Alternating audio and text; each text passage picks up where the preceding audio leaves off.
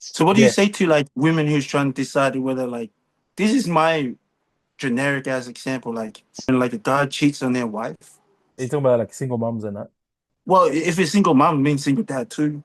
I don't like the kind of situation you put the kids in because like then you're not thinking about your kids like in that way. Yeah, for those ones that just leave when it gets hard, I don't like that.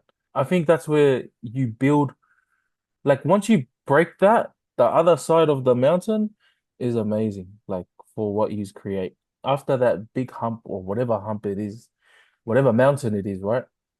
Yeah. Like you kind of need that kind of stuff in your relationships to push yourselves out of the comfort zone. Because like you'll have like a lot of like this is how my parents did it. This is how this did it. This you know what I mean? But you've got to have that kind of like that friction, right? Just so you can create your own thing. Because bro, like I'm not gonna be exactly like my parents.